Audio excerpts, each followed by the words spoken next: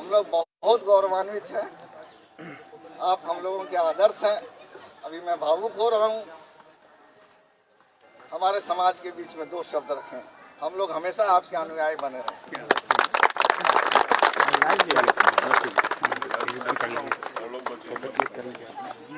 बहुत बहुत धन्यवाद। जमशेदपुर ये पावन धरती और एक ये बहुत ही सम्मानित जो है स्थान पे आप लोगों ने बाबा साहब अम्बेडकर पार्क के रूप में ये जो टीम यहाँ कार्य कर रही है, मैं उन सबका धन्यवाद देता हूँ।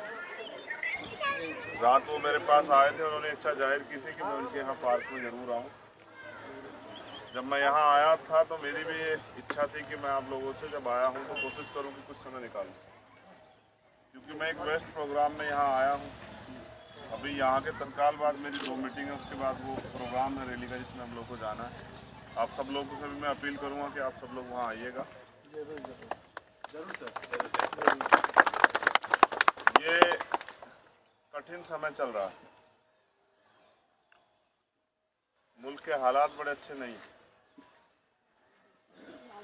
रोज की जो घटनाएं हैं उनके ऊपर आप लोगों का संज्ञान है, आप लोगों की नज़र। इस मुश्किल हालात में हमें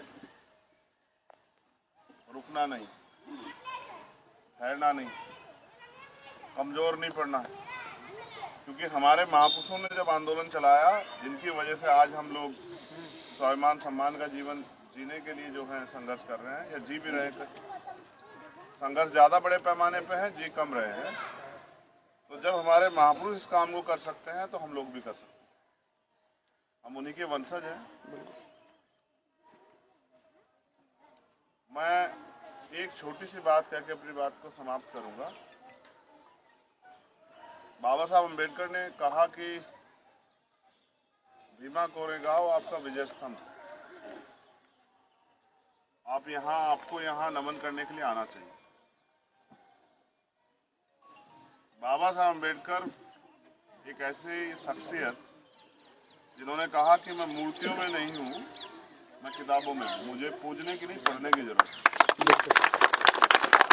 वही बाबा साहब हमें विजय स्तंभ को नमन करने के लिए आने के लिए न्योता भेजते हैं। मेरे मन में ये सवाल पैदा हुआ कि बाबा साहब अम्बेडकर ने ऐसा क्यों किया हो। जो बाबा साहब हमें रास्ता दिखाते हैं कि सुबह के समय 2 घंटी बजेगी, एक मंदिर की एक स्कूल की, आपको तय करना है कि आपको किस घंटी की तरफ चलना है। वो स्तंभ पे जाने को क्यों कहते हैं। तो मेरे मन में ये सवाल था, उस जिज्ञासा को दूर करने के लिए मैं भीमा कोरेगांव गया और उस इतिहास को मैंने पढ़ा। मैंने एक छोटी सी लाइन, 4-6 लाइन जो है बाबा साहब अम्बेडकर ने लिखी है विजय स्तंभ के बारे में।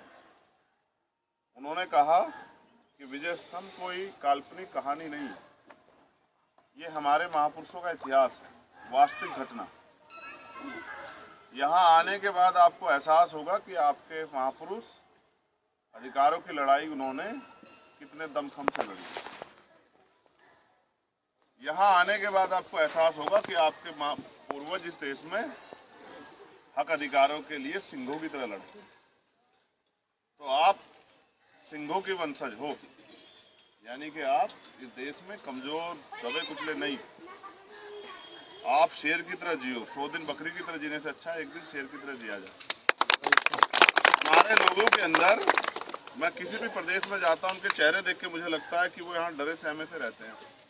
उनकी संख्या भी ज्यादा है,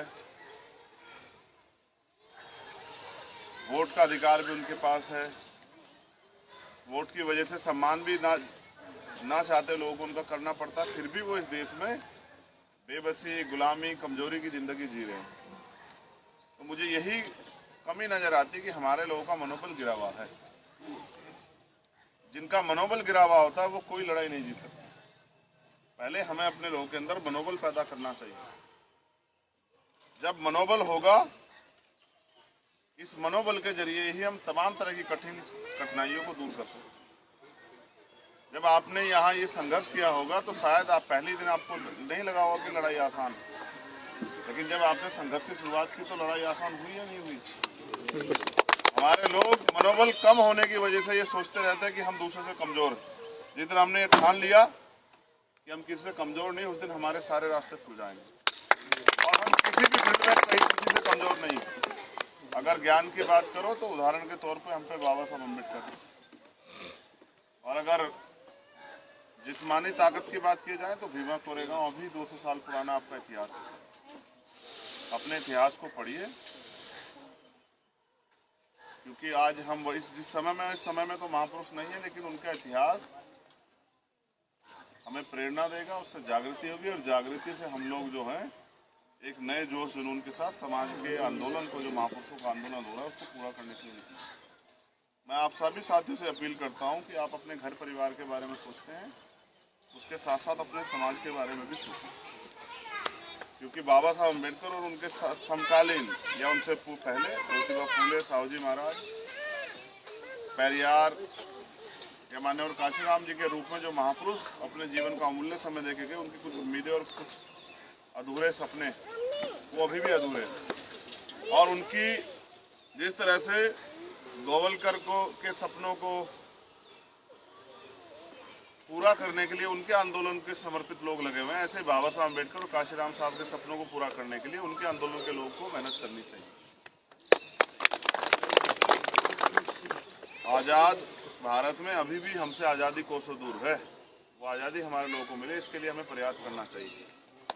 महापुरुषों के लगाए गए पेड़ का फल तो हम लोग खा रहे हैं, लेकिन आने वाली पीढ़ियों के लिए क्या छोड़ रहे हैं, इसका फैसला भी आपको करना पड़ेगा। कल आने वाली पीढ़ी सवाल पूछेगी कि जब एक अकेले बाबा साहब संकल्प लेके हमारी हजारों साल गुलामी को काट सकते, तो जब करोड़ों बाबा साहब के न्याय इस देश में थे, तो हमारे अधिकार इस देश में कैसे छिने?